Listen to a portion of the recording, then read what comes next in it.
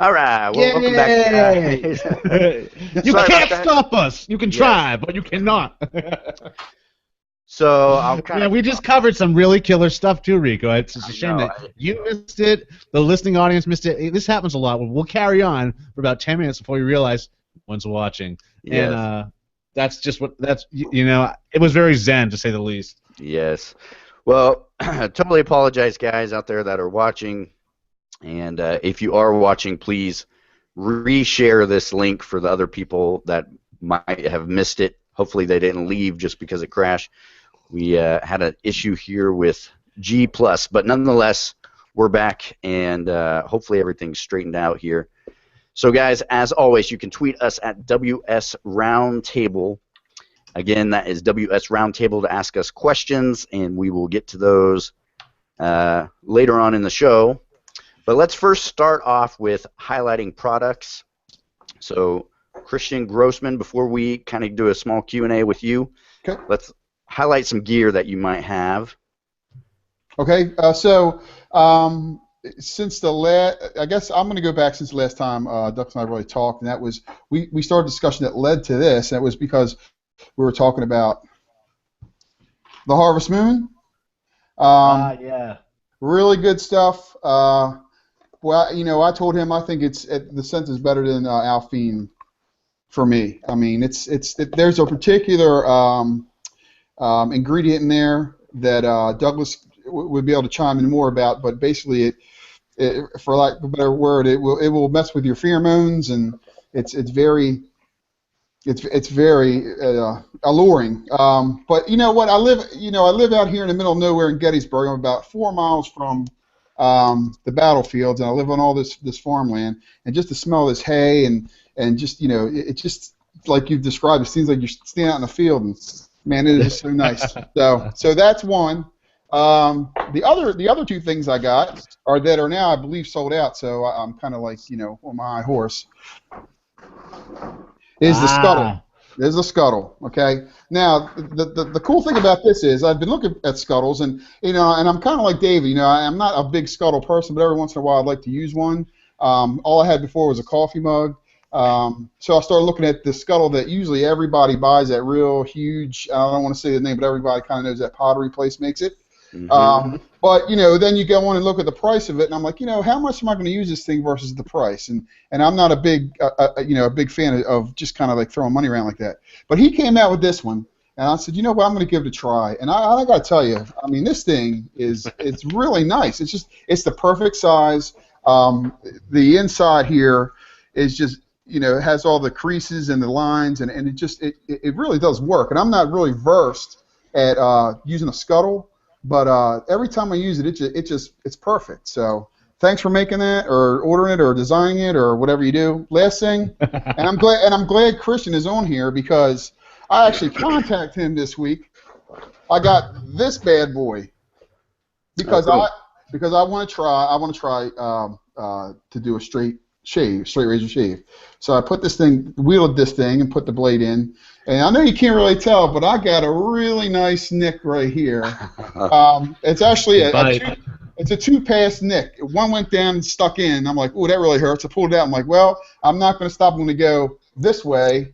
And the tip of the razor got into the same cut. So at that point, I stopped. Sorry, Christian. It's just one thing with me is I if I start something, I'm gonna finish it. But I made myself stop. Face full of blood. It did look cool, and I took some really cool shots, sent them to my wife. But then I was so mad that I actually contacted Christian and said, hey, look, you put this thing up for a raffle. But luckily, he couldn't do it. And you're giving up on it. But then I calmed down. I'm like, you know what?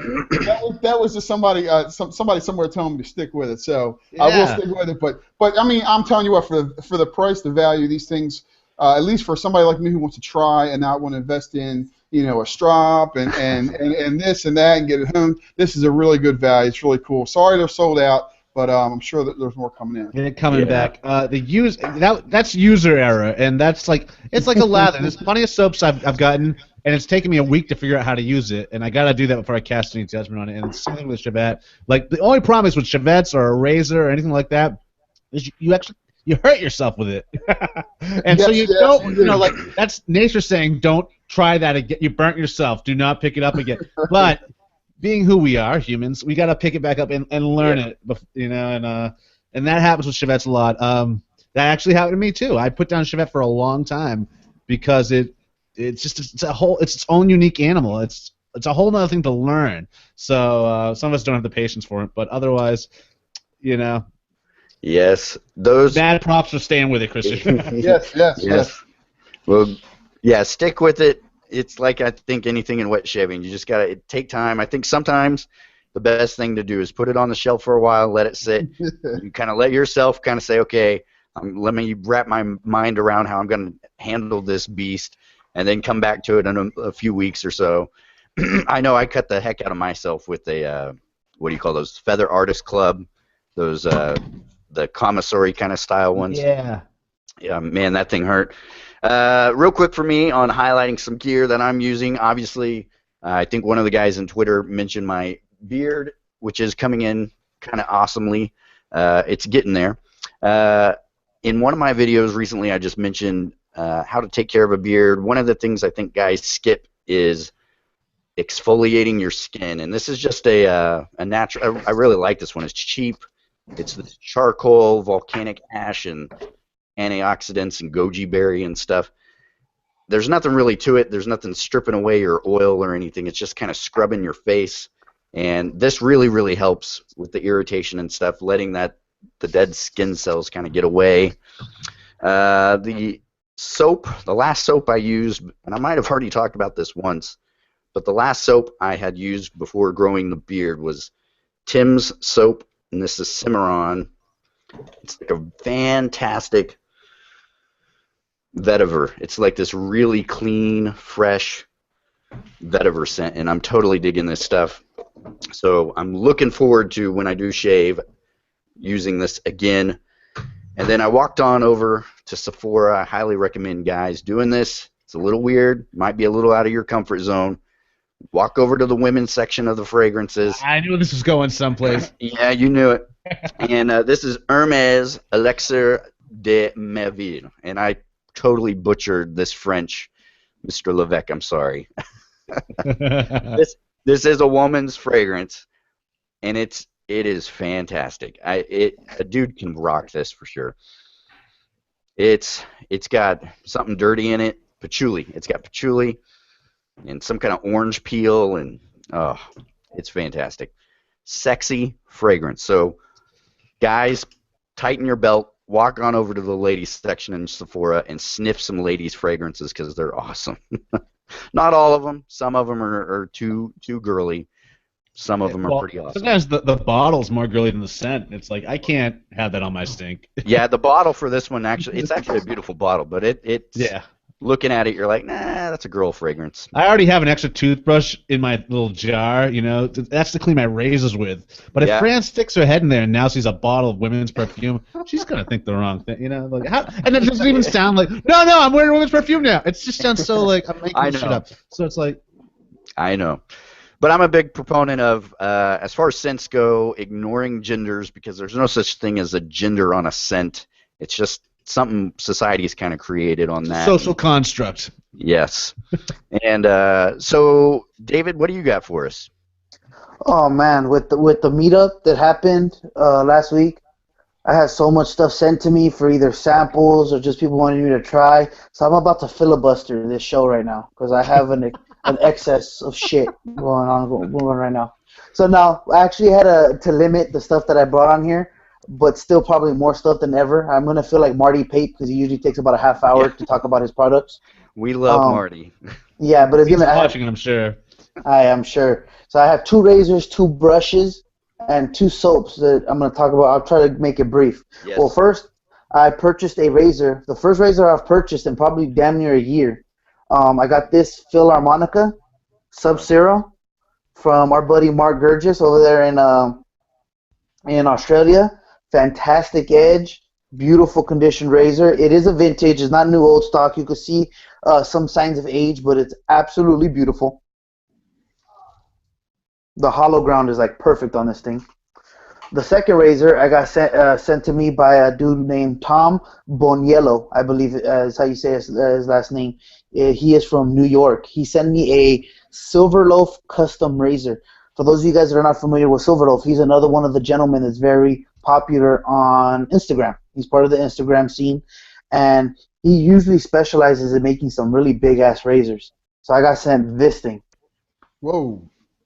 It's a 10/8. A 10/8 razor, so obviously that's over an inch, about a little under an inch and a quarter. So it's an absolute monster. That's a meat cleaver. Yeah, oh yeah, it absolutely is. And I've already posted a video using this thing, and I got so many PMs and comments of people just shocked that I'm able to maneuver this thing the way I did. And it's an absolute monster, but beautiful. That Beautiful looks like- work.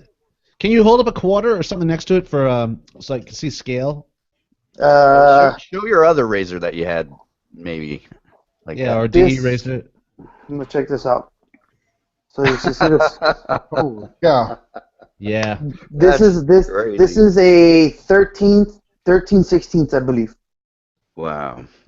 That is a So- butcher's. Yeah, that's like that reminds me of the Circle the Wagon blade that Ryan Stephen Green designed. That's a Yeah. beautiful razor. I've actually seen that one. And one little touch that is actually really impressive in this. It's kind of hard to see on this camera because of the mirror finish, but there's actually brass inlay on the Yeah, looks that's like cool. rolls.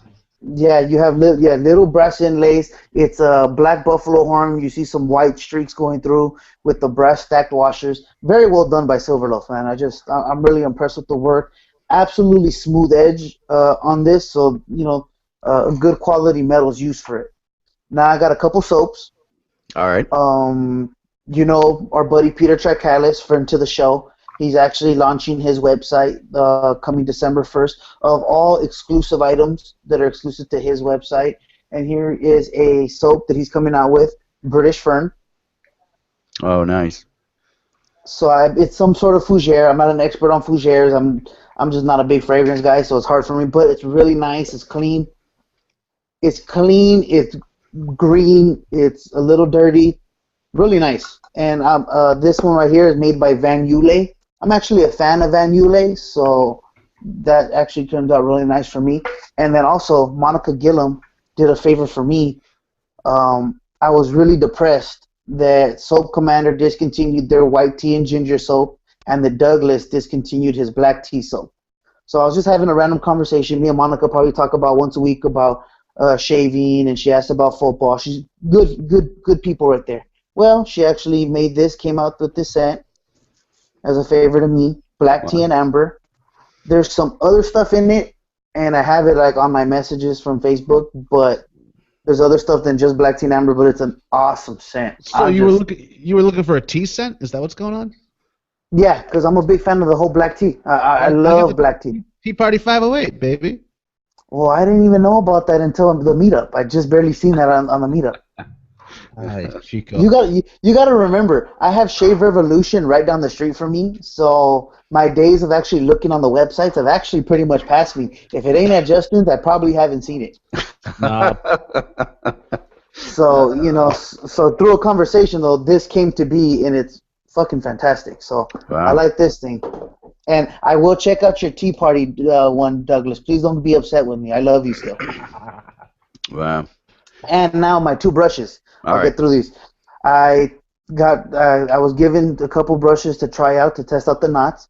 One is from Shave Revolution. This is going to be Justin Park's Manchurian Badger. Oh, wow. He just put this knot together. It's a hybrid fan bulb knot.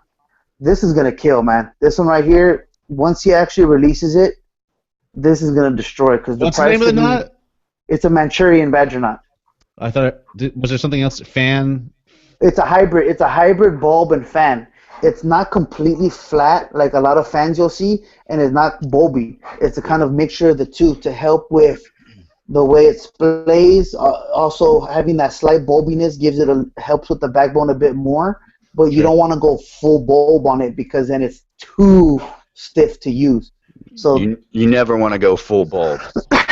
Yeah, on the Manchurian. So Yeah, no, actually, this one sometimes I have to disagree with that. Sometimes you do want to go full bulb if you want that punchy. If you want that, no, I'm not joking around. If you want that punch, like in a scuttle, if you're a bull, or if you're using like a punchy like bulb, like I was sorry. making a joke. I'm sorry. Yeah, Yeah. I know. I know. Yeah, but absolutely I awesome. totally knew. A lot of backbone. You guys are a More fucking wine. mess. Sorry. Yeah, a lot of backbone and It's the probably and the not even tips. live right now, anyways. No, we're I know. Who knows? I Continue. know. You're gonna have to edit the shit out of this one. Yeah. So this is a great one, and also Tim Blem. I guess he's been passing around this handle with one of his silver tip knots, which is absolutely amazing as well. From what I've understand, his knots are actually pretty standard as with gel tips.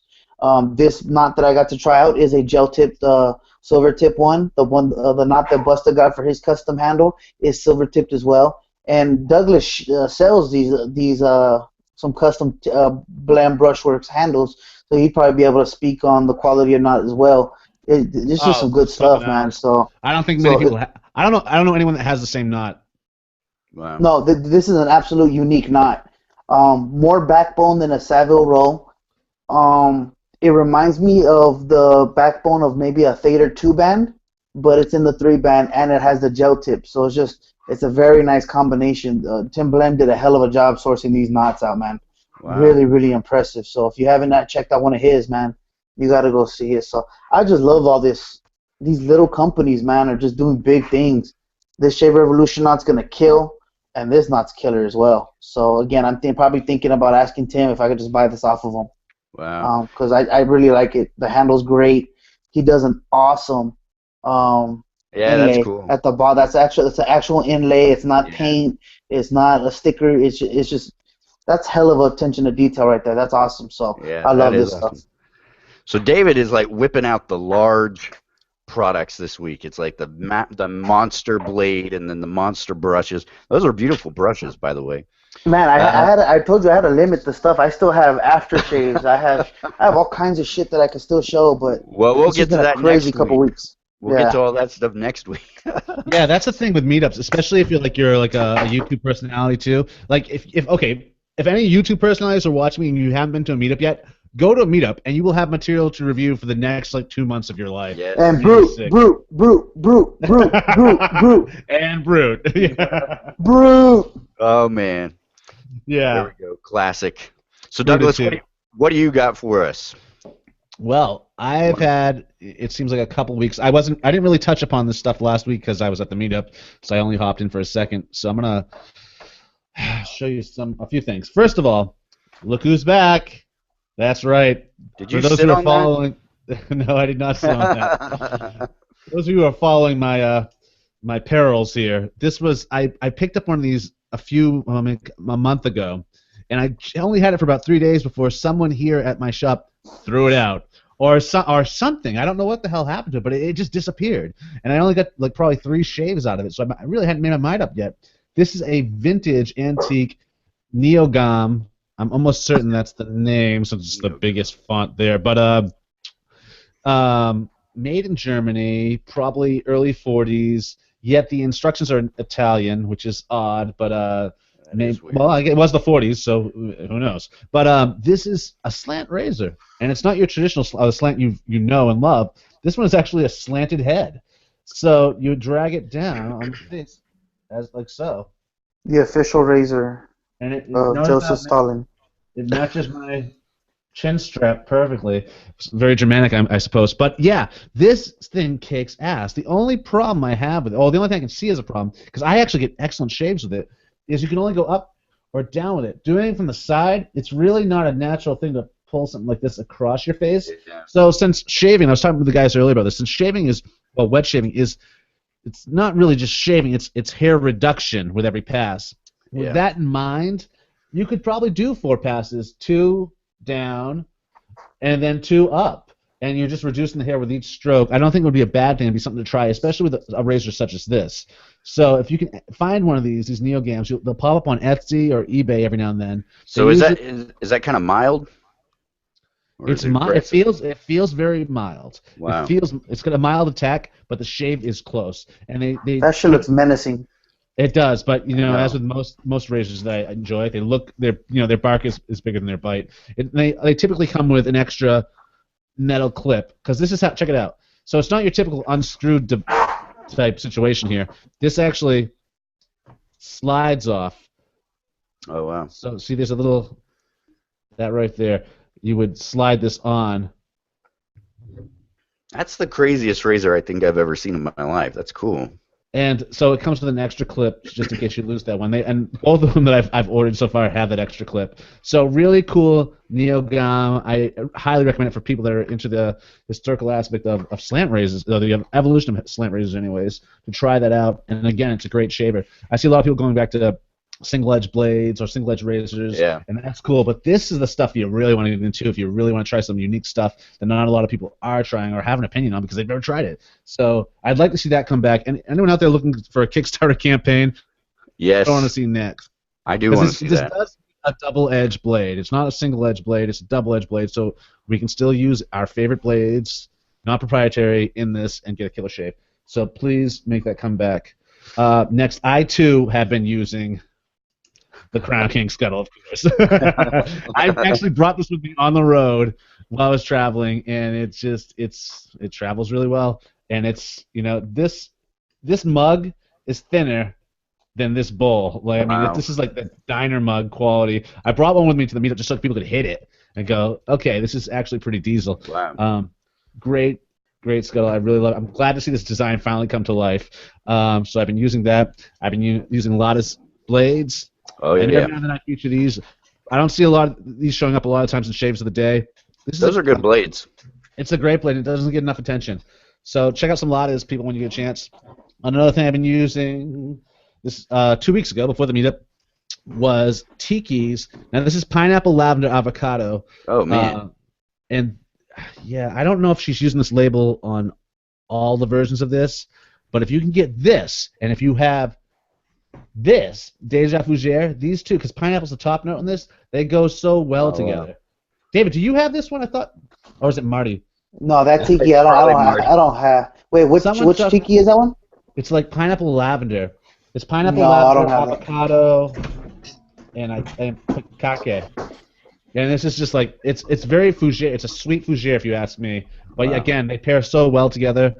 Another thing Yeah, I've I been using, have her fougere. I have her fougere, but it's a little bit more earthy.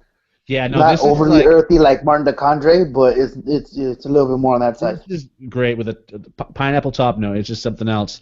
And then I've been using Briar, because this, let me tell you, this is Fran's, like, this is her baby. Briar was one of the most popular pedal pusher fancies scents out there, and we had to discontinue it. She had to discontinue it because there were certain resins and essential oils she couldn't get from her source anymore, and it totally screwed up the entire scent. Oh wow. So it's been like 3 years of digging around trying to source the stuff that we needed.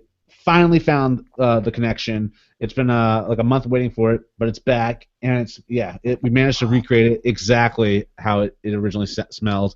So Awesome. Briar is back, and I'm also making an aftershave now.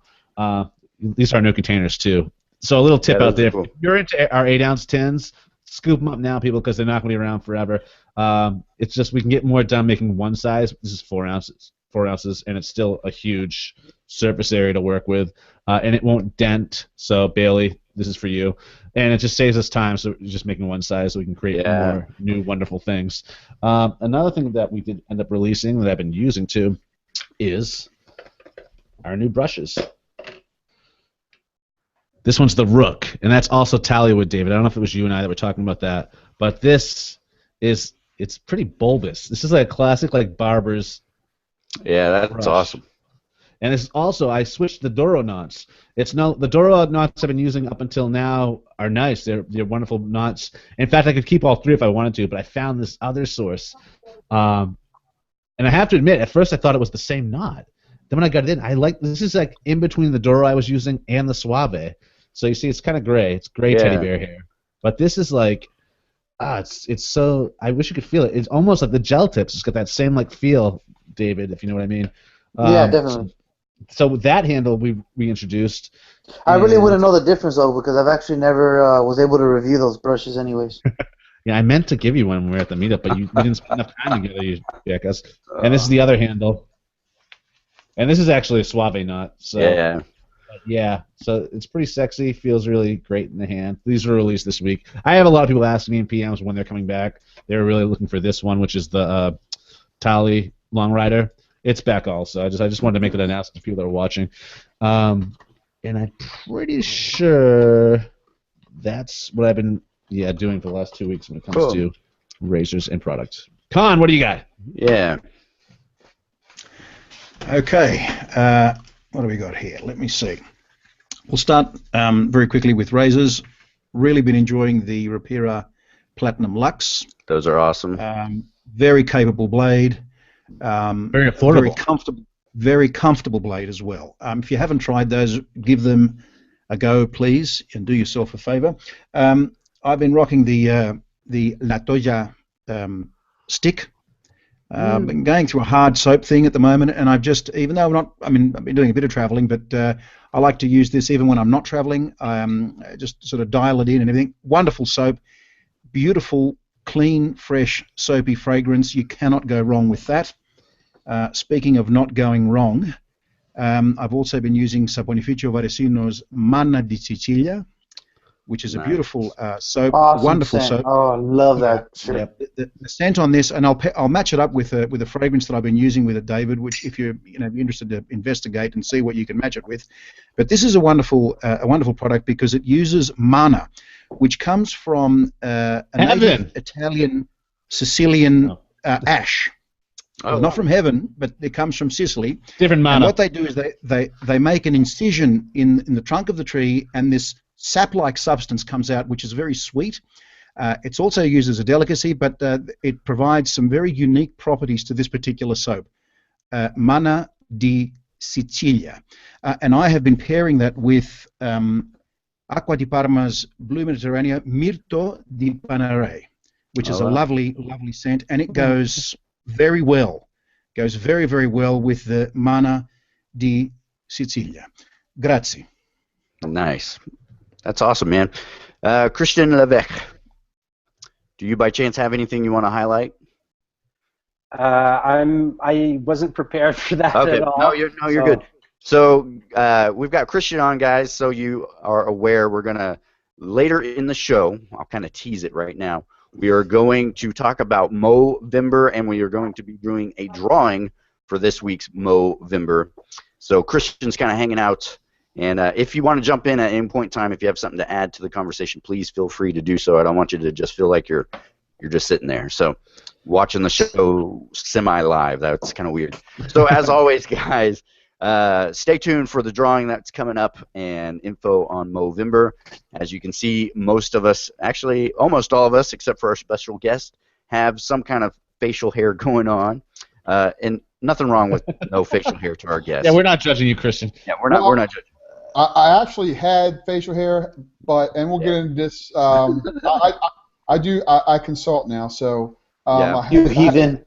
I had to go into a clean room, and unfortunately, you have to don everything. I consult too. So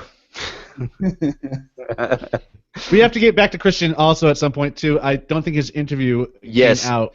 So guys, this is the science episode. If you guys maybe missed our intro, we had the cool 80s science song going on, which I actually like that song a lot. Of course, Thomas Dolby, man. Come on. Yeah, it's a great song. And so we've kind of got some sciencey stuff, and we'll talk about why after I tell you this really quick. Tweet us at WS Roundtable, and we'll get to your tweets and questions and comments later on in the show. So, Christian, Mr. Grossman. Yes. So, Hello. I think we missed the beginning part on the show with... I warmed you up, Google. Christian. Yeah. You're gonna have to do it all over again. All right. I'm going to use the bathroom. Now I'm going to disappear while Rico does. We'll see who does a better job. Yeah, that's okay. So, Christian, tell our audience out there, who are you, what do you do, and how does that relate to science? Okay, I am a microbiologist. So most people know what that is, but if you don't know what it is, basically what I do is I look at bacteria, yeast, and molds. And to put that a little bit more perspective, when you hear things on TV about E. coli and hamburgers, that's me. Hear about salmonella with chicken, that's me. Mr. E. coli, baby. Yeah, that's me. California has a lot of E. coli problems, but yeah, everybody's eating a burger out there at some burger joint in there. It hasn't been for a long time, but So all that wrapped in what I do, what I've done most of my life is work in industrial microbiology, and that looks at processes when we make stuff. It could be anything from. Let me put it this way: I used to work in a cosmetic and fragrances division. So when they were making cosmetics and eyeshadows and things like that, I had to look at everything from the components, caps, bottles, things like that, all the way to every raw material that was put into that product, all the way up into the production and finished product, so that anywhere along the way there was no contamination or contamination added to the product.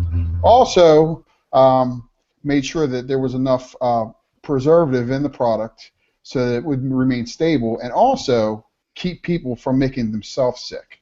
I see. David, take note. Yeah. So, Christian, you are the guy that helped make stuff safe for us. That's correct. Consumers. Okay. Do you want to say who you used to work for? Oh, sure. I worked for Procter & Gamble for 15 years. I've worked for a couple startups. I actually did some stuff with animal food and animal products, and also have done things with the medical device divisions of a couple places. But Procter & Gamble is where I got my start. So I learned a whole lot about how things are made. I also learned about marketing and branding through the eye of Procter & Gamble. So that kind of got us into this when I started having discussions with Douglas, and he kind of, we started talking. He kind of realized that, I really did understand what he was talking about. Yeah, yeah. We'll delve into that in one moment. So I ask everybody this question, and I just think it's important to hear people's stories. How long have you been wet shaving, and how did you get into it? I actually started wet shaving probably early this year, probably around March. I had been thinking about it for a long time, years. I danced around it. It seemed that I wanted to do what my grandfather did. When I grew up going over to my grandfather's house, he would always have a Gillette razor over there, and just fascinated watching him shave. And as you know, jumping ahead in years, Procter & Gamble bought Gillette. They acquired Gillette, and kind of learned that whole business, and just watched the price of those things go up and up and up. And it's the same story that everybody says, I got this, 5-blade whatever, and it costs, $19 for 4. At some point in time, I just said, it was around this year. I'm like, I'm just going to go ahead and dive in and do this. Well, luckily for me, I don't know about everybody else, but I'm a super inquisitive kind of guy. It's a scientist in me, so I just went right on the internet and literally within 5 minutes found a Nick Shaves video. Yeah.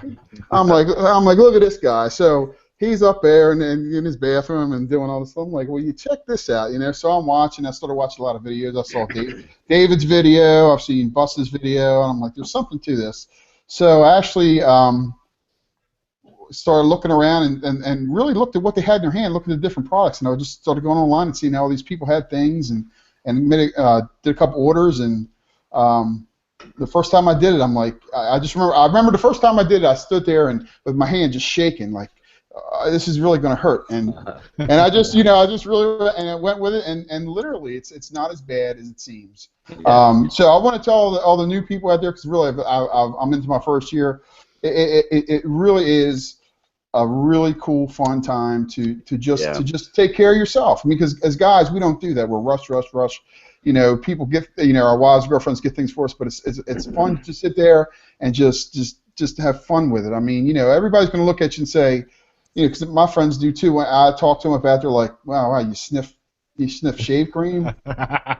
I'm like, you don't understand. You don't understand. It's a brotherhood, and then they're like, you got to understand. I grew up in Baltimore City, so my friends are like, you just want to be quiet about that. It really is a cool experience. And for me, it was more every time I did it, it reminded me of my grandfather. Yeah. And I said, this is how guys really did it. This is how men were, and it just it's a good feeling when I leave in the beginning of the day when I leave and I walk out the door. I've done something that says, hey, one, I paid homage to my grandfather in some weird way, but also I'm just part of a movement maybe that's going forward. Yeah, we have a guy here, and I guess this is it sums it up pretty good. He said it's that Zen experience, I guess, that you're kind of describing. So yeah, so Stephen, thanks for chiming in there on Facebook. So coming from kind of Procter & Gamble, this big giant massive corporation that owns who knows what they really own, everything. Yes, sure. What about the artisan community do you really like? Okay, what I really like about the artisan community is that it's small guys. Hey, I'm the perfect height for my weight. I should say like a small business, small ownership. It's getting back to somebody making things for people that the quality is good, because really that's all they have to stand on. I mean, if you look at a corporation like Procter & Gamble, I can call and say, hey, this stuff was bad, didn't work out right. Okay, they'll send me a coupon, and they're still going to make another million batches of it. Where the small guy says, when we talk back or give feedback to Douglas or these other artists and say, hey, look, this is burning my face or this is doing this, he's going to look into that. Because if he gets enough people saying something, he's going to look into that and make changes. He's going to look out for each other, and we look out for each other. The big corporation will. Once you like something, and this is what a lot of people don't understand. Once you like something, they will make it that way as cheap as they possibly can, and I mean cheap. You have no idea. I can tell you that, when I talked about the cosmetics, we would make lipstick, and when people see lipstick in the store, I can make one store's amount of lipstick. They could make that in probably about 45 seconds. Okay, that's how fast that stuff would roll off. Oh, wow. Okay, it would cost at the time. It would probably cost 30 cents to make that lipstick, and they would charge $7 for it. But the quality of the material in the product was not very good. It was enough to get you what you wanted, but it's sort of like a craft beer. If you like beer, you drink craft beer, and say, man, this is really good. Or you can drink a Budweiser, and I like Budweiser, so don't, I'm not knocking Budweiser. Yeah. But the best beer out there is cold beer. But if you drink a craft beer versus a big name beer, you can tell the difference. Yeah. People are putting their effort into it. It means a lot to them when they're making good product. And I think we need to go back to these small artisans and vendors. Yeah, I agree with you. I think one of the things there's something about, and I know we've talked about this on other shows before, there's something about knowing the person that made the product and knowing that it was made by hand and knowing that somebody put, kind of their blood, sweat, and tears into it beyond, it's not just some... That's illegal now. Yeah, but not just beyond, like a factory... somewhere that they're just kind of, like you said, 45 seconds or whatever to make a lipstick. That's insane. And they're probably pumping out, I don't know, thousands of those an hour or something. I don't know how many. Easy 1,000 an hour. Easy. So I always like to throw a curveball, fun question at you. Since you do this microbiology stuff, are you a mad scientist? Yes. Okay. So yeah, I will tinker with anything and everything. And Douglas can understand this. A lot of people say, better not, and I say, well, why not? Let's find out. It didn't blow up on me, so let's find out. Yeah.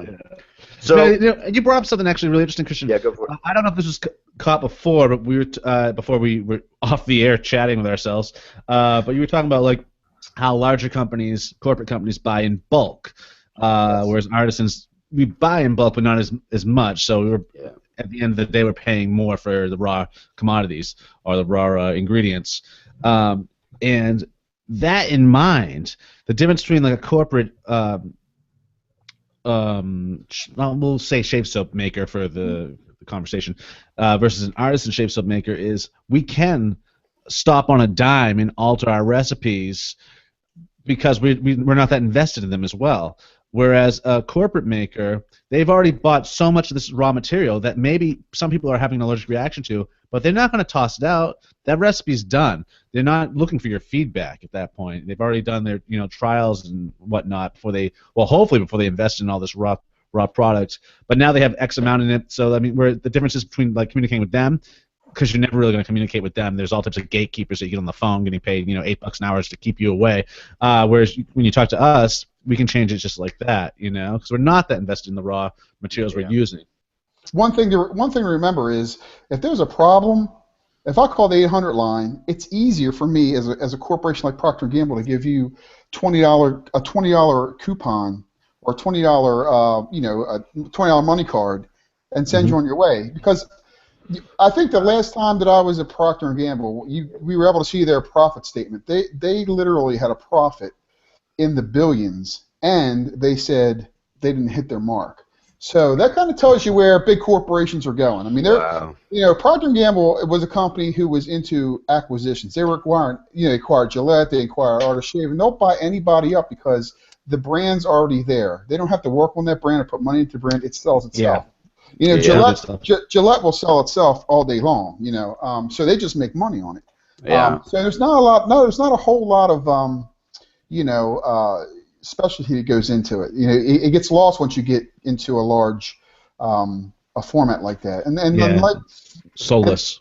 And the one thing that hurts small business is like Douglas said, if I'm Procter & Gamble and we're buying the same thing, I'm telling you, hey, I'll buy your raw material and here's a check, and how much? I'll pay this much for it. Where Douglas will say, hey, look, I want this just a little bit, and hey, look, if I don't have enough, I got to give it to somebody. Douglas is not going to get it.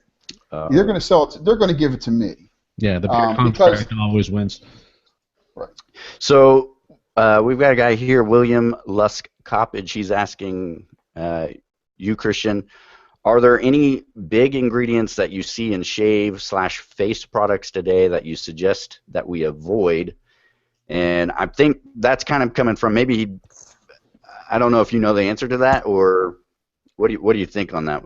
I would stay away from any kind of sodium lauryl sulfates. I would stay away from anything that really has any kind of parabens in it. Parabens basically used for stability, as far as making sure that the product itself doesn't become contaminated, because there's a slight amount of water in most products. I would stay away from things like that. The basic rule applies. If it really does, if you can't sit there and read the product list and really just say, okay, it's what it is, it's really not good for you. But I mean, the first thing in a nutshell, you want to watch out for your parabens, because you really don't need them in soap, and you want to watch out for like sodium lauryl sulfates, things like that. Okay. And maybe Douglas or Con or any of you guys can chime in on this. What is it about sulfates that are so not good? They can attack the inhibitors in the body and whatnot, or the different hormones that are released. They can attack. Is anyone else jumping in on this one, or am I? No, go ahead. Oh, okay, yeah. So like growth hormone, they can attack as well. Oh wow. That's what they're seeing in the lab with different animals they're testing this stuff on and whatnot. So it's just whenever there's anything questionable like that, where we're not sure if it's good or bad, it's probably best to stay away from it. And as Christian brought up, if you can't pronounce it on the label, you probably want to stay away from it. Or just be cautious is what it all comes down to.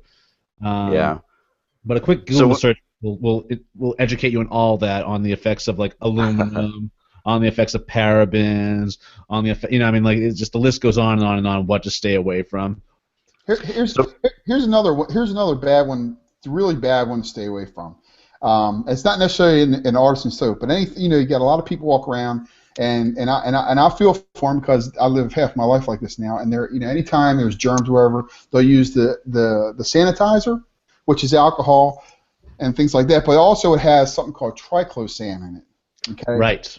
Triclosan is really, really, really bad. And here's the kicker: it really doesn't clean your skin. Here's how you get your hands washed. You wash it with soap and water. It's not the soap that's cleaning your skin. It's the act of moving it around. This is cleaning your skin, not having something sit on there. But triclosan is really, really bad. So when you see triclosan in, say, toothpaste that you put in your mouth, that bad. Deodorant too. When you consult with a big giant company, or when you were with Procter & Gamble and they had something like this in it, you weren't really looking at, is this a good component in the product? You were just seeing on a microbial level, I guess, if it was safe or not. Right. When it came to something like triclosan that they would put in, obviously myself and the team and the chemist would know that that's really not a great choice. But when you're talking to Procter & Gamble, they can do what they want, right? So what we would do is it.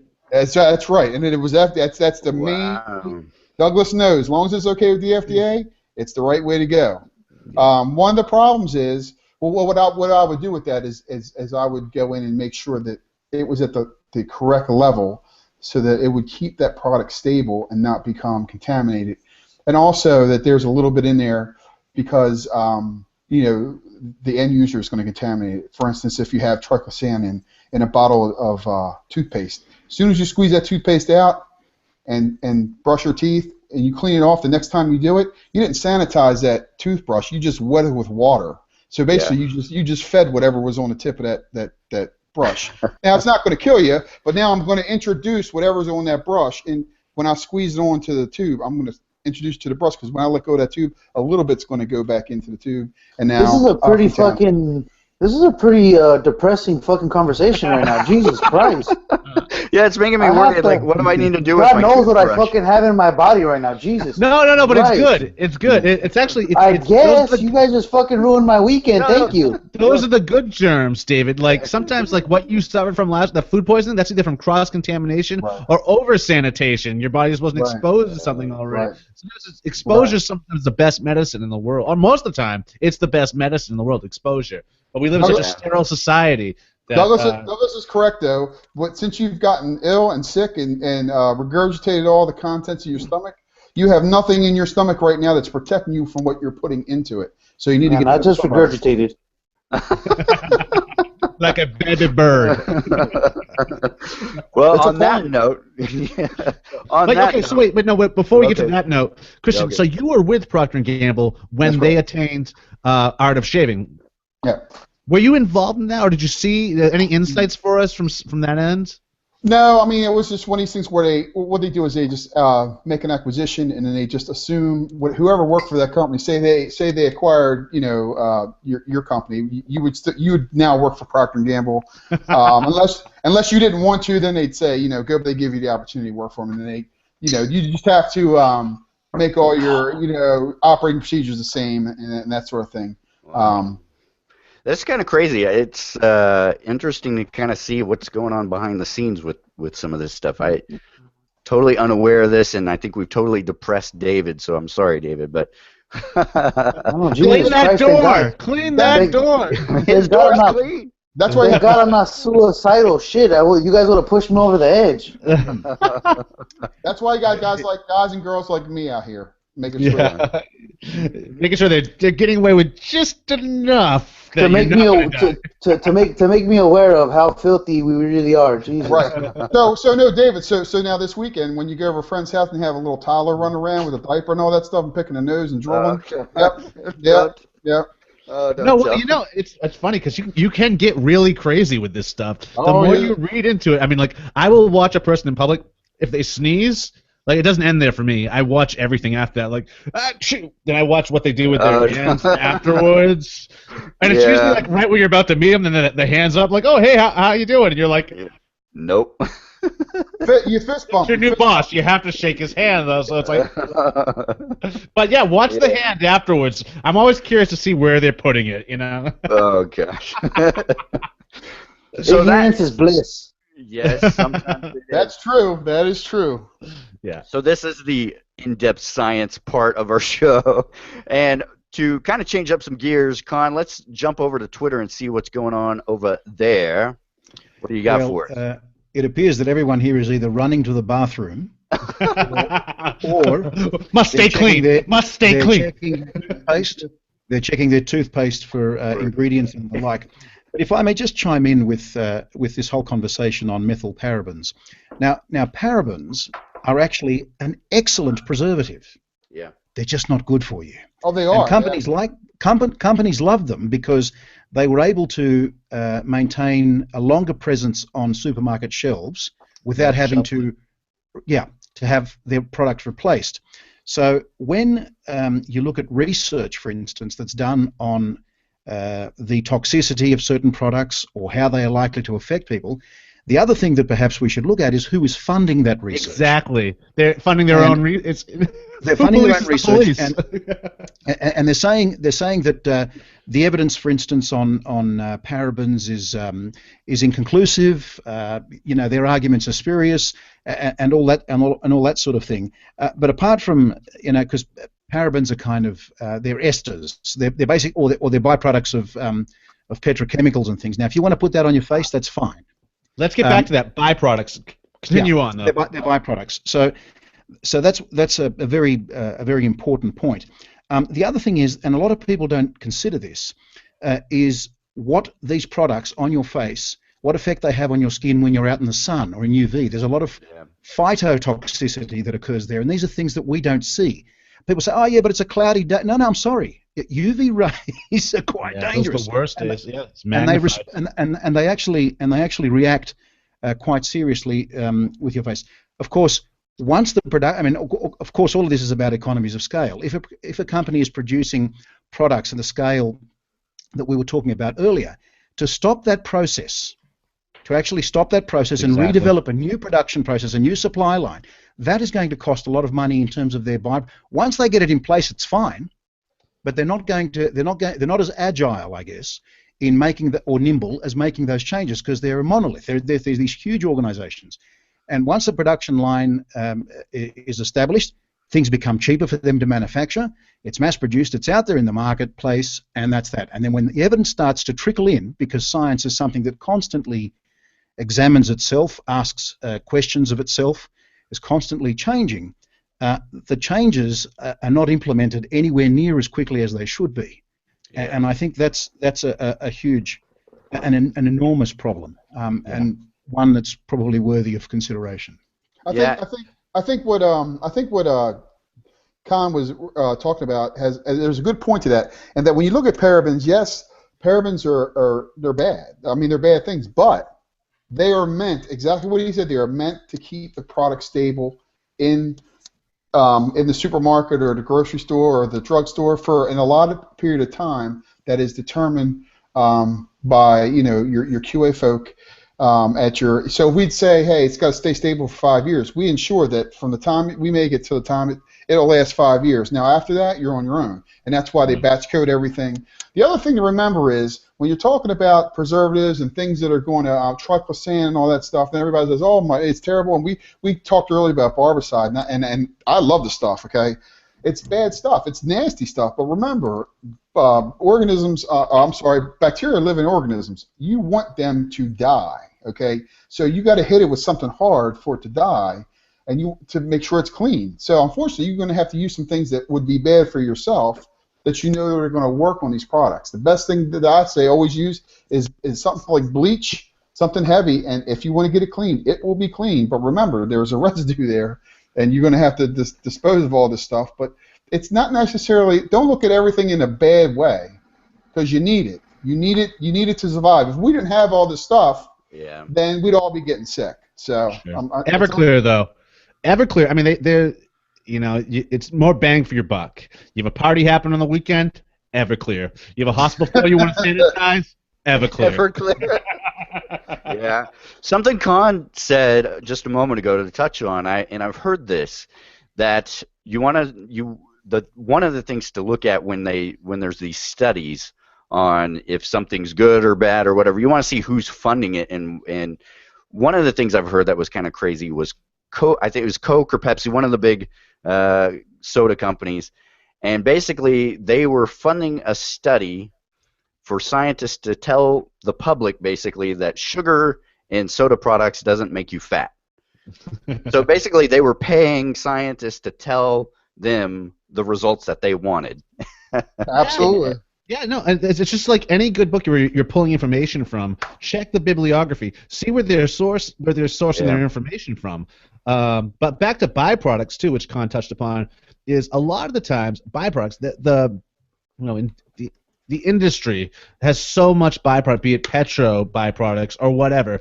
They more than what they can do with, more than they can stick in the landfill. So they put their researchers, they put them in charge of looking at that. And is there anything else we can do with this? Because it's free. It's a free commodity we have of byproducts. We're going to either dump it otherwise, but is there something else we can sell it for and make a profit off of? Oh, okay, it works as a preservative as well. Not that good for you, but it works as a preservative. Yeah. Or hey, it's a heavy metal, but it keeps your teeth clean. Cavity free. We'll just stick it in the water. I mean, they're dumping byproducts and stuff all the time because they're cheap, short-sighted, quick fixes for problems that we have that were usually caused by the industry anyways.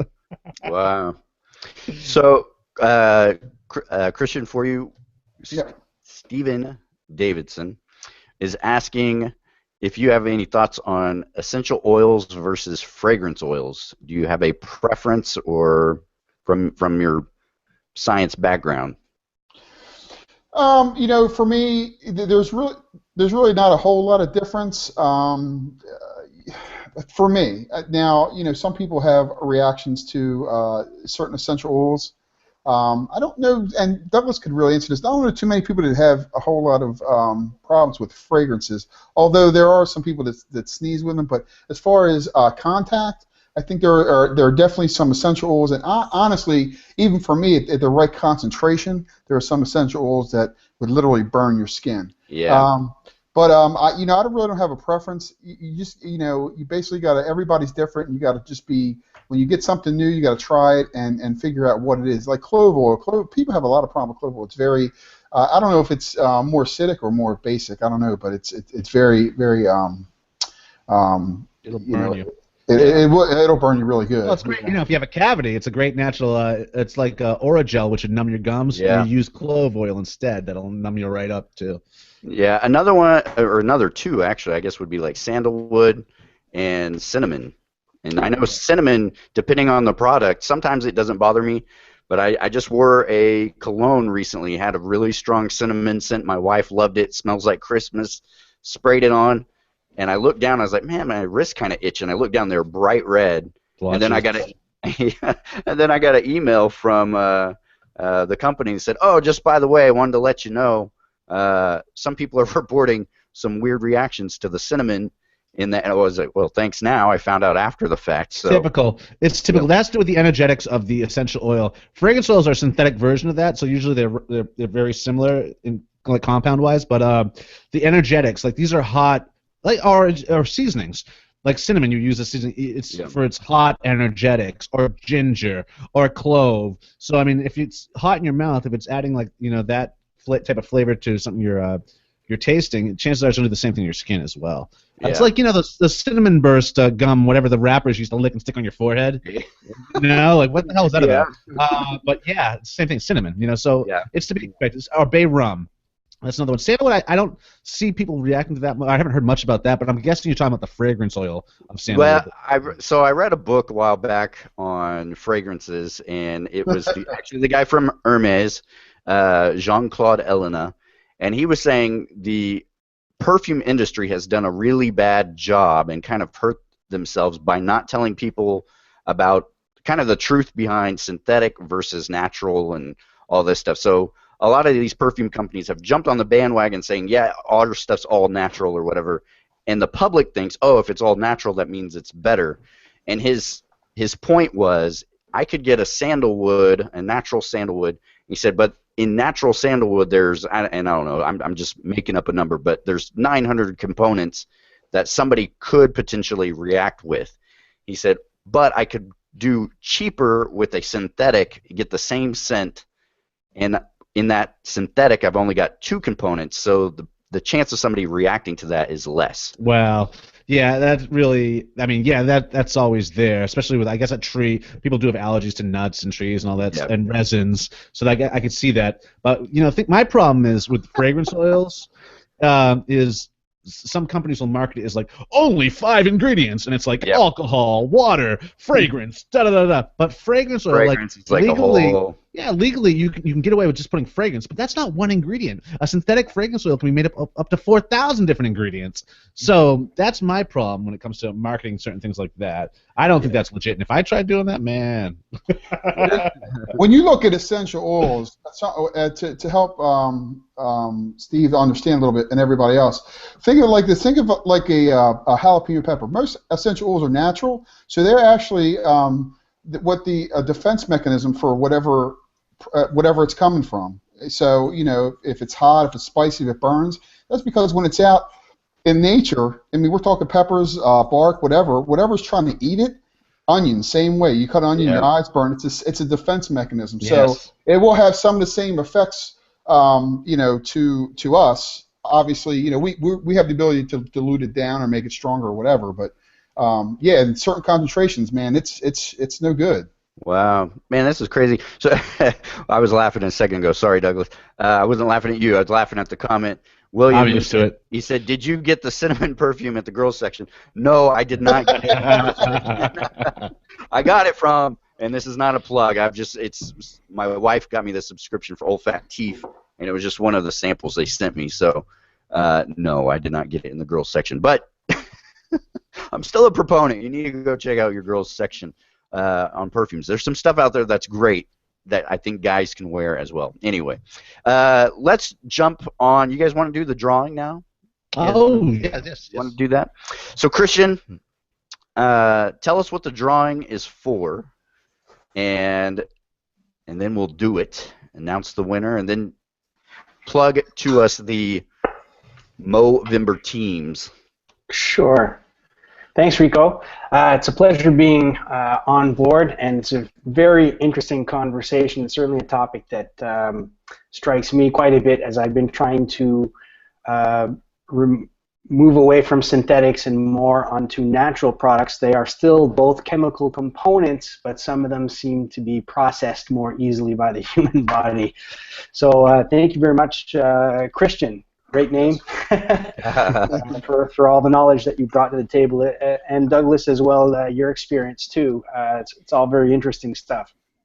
So I'm on tonight just during the month of November. Every week we're having a weekly draw of products from artisans that are actually Mo members. They're members of Movember teams from How to Grow a Mustache. And so we're really proud of that. We have 7 of them between both teams, the American team and the Canadian team, and they've all contributed. And so this week, the prize is a brush from blembrushworks.com. So Tim Blem, who makes his own handles and sources his own knots. Hold that up again, David. Show that inlays on the bottom of that. Yeah, this is high quality stuff, and the brush that he's giving away this week is his Jolly Roger brush, which is the skull brush. And it looks badass. It's like driftwood. David's got it right here. Driftwood. Yeah, exactly. Yeah. It's like creepy. It's the for what we just had, Halloween going on. This is like the perfect brush if you're into that. Kind of. I think this is more piratey, more like you see a lot of the skull brushes. Those are more Halloweeny to me. This one definitely says like Jolly Roger. You see that floating. Swashbuckling Moby Dick kind of. Yeah. Or be pulled part of your dot bag on a motorcycle gang. Hell's handlebars. Yeah. Just use a great big diaper pin and pin it to your leather coat and just get on the bike and go. So so it's also made of maple wood, so it's a beautiful hardwood, and it's very intricate work, and it's varnished as well. It's a beautiful brush. So he's giving that away. And so this week, unfortunately, through the promotion that I made through Facebook and Google+, there was one person that bought a whole lot of tickets, so and there was only one person, so there's no real draw this week. So one of those, let's have a contest, and then what happens if this is one of those. Anyway, So fixed. yeah, it's so fixed. That's right. So just to let you know, So I won, is what you're saying. Wait a minute.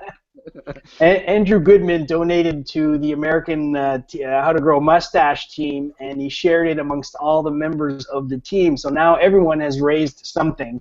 I was wondering where that came from. Yeah, it was very kind of Andrew, and it's a lot because it's a big team in the U.S. It's 54 members. We have 15 members, I believe, in Canada as well. So, there's over 70 people that are growing a mustache or committing to move every day for 30 days. And they're so good while at it. fundraising. Like, my profile is so pathetic. I think I've probably raised about $20, where everyone else is like killing it, But I just I don't have time to promote. I feel weird promoting myself, but people, now's my time to promote myself. Please donate to Douglas Smythe. It's lame. It's so sad. It's just sad. Throw me a buck.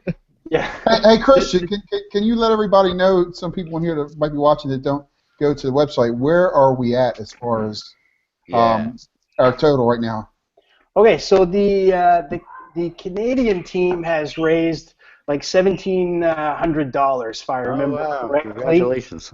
Of which a big portion of that came from Craig Birchall, who just went on a tear in September and October fundraising. Before November even happened. Wow. Yeah. So he was a very active member.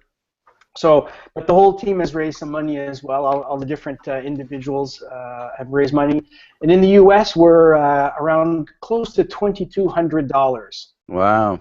So Congrats. And our goal was 2,000. Wasn't our goal 2,000? Well, yes, I put on the team description that our goal was $2,000, but I didn't know we'd have 54 members. If I knew we'd have 54 members, tell you what, the goal would be $8,000, and I got that number by putting $150 per Mo member to raise. Yeah. Globally, last year, Mo members raised about $135 each on average. Oh, wow. So some people raise, thousands of dollars, and other people raise a couple dozen dollars. It averages to about 135. So that's why our team, although 2,000 sounds impressive, we have numbers. We are the big guys this time. We're not the small independent. We're a big team, and I think that we should all. It's easy to ask our family for money. Our friends, I do it lightly, by doing my own social media thing, and pretty soon I'm actually going to start calling people who donated last year.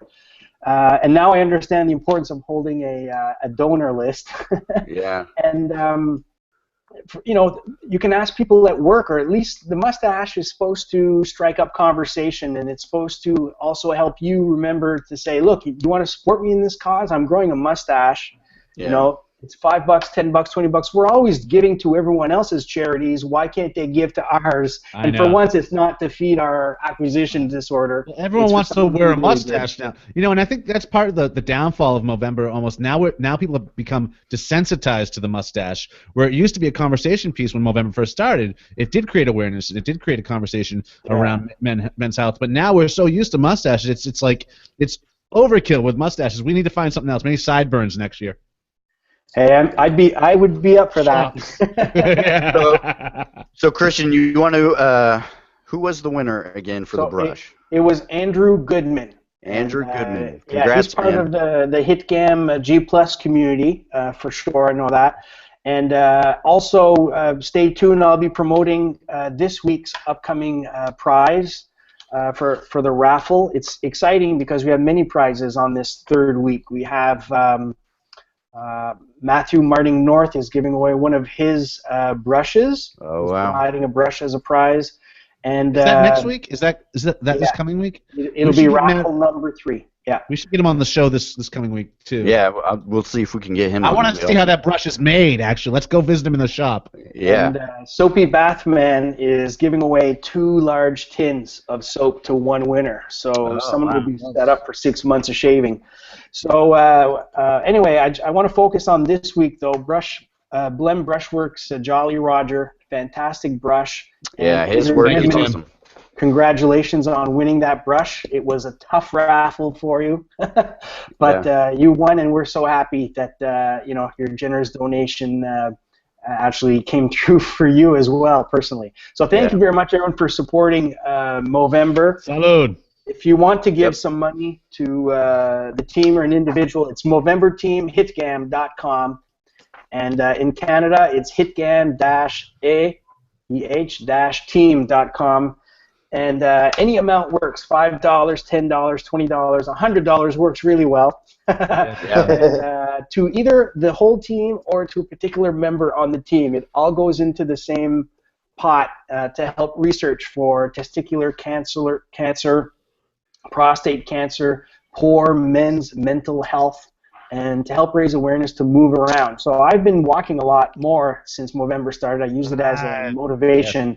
And my back is bad to do any other kind of rigorous exercise. But walking, I get my heart rate up, I get a sweat, and I'm listening to podcasts while I'm doing it. It's very easy to do. It's tough to schedule, but it's easy to do once you motivate yourself. So everyone, even if you're not part of a Movember team, just to do a bit of physical activity does body good, and it actually helps with your skin and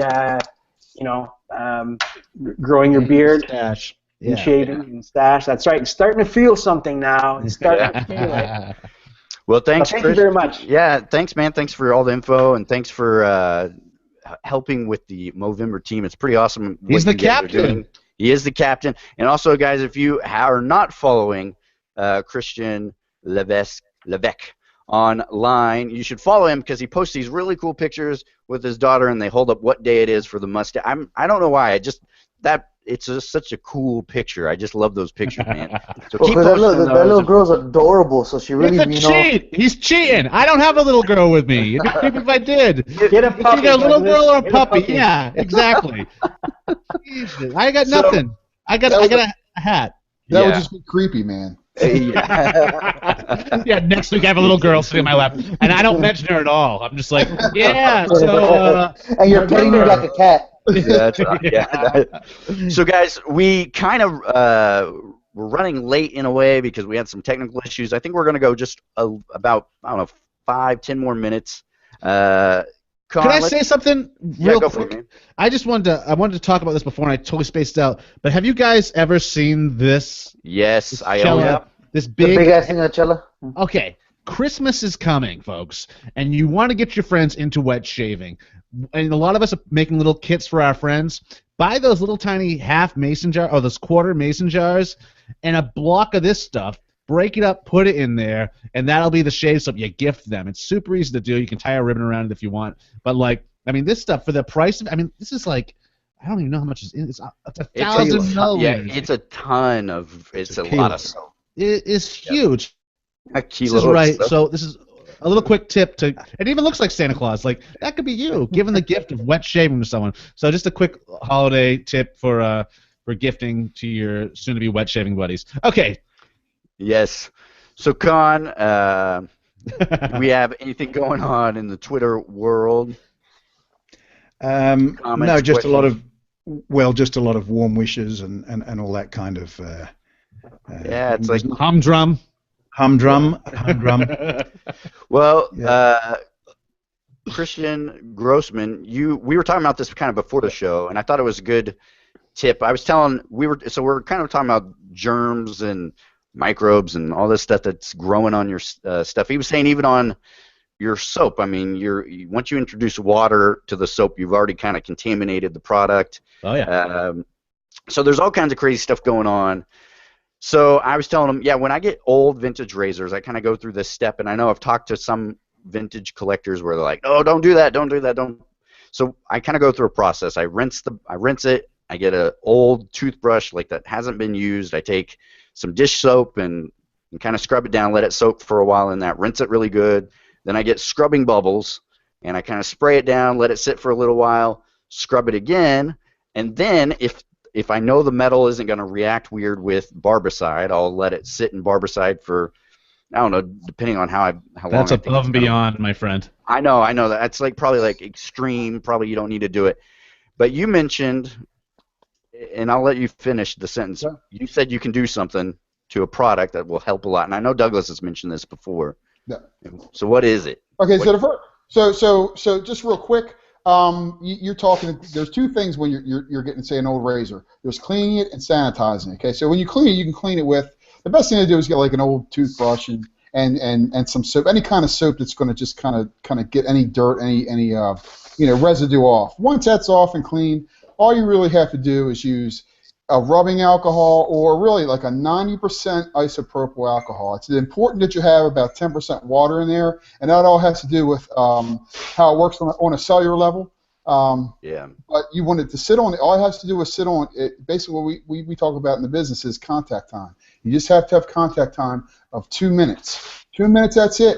Let it sit there. After 2 minutes, pull it out. It's dead. It's gone. Yes, food service. Anyone working in food service knows that as well. Yeah. Or should.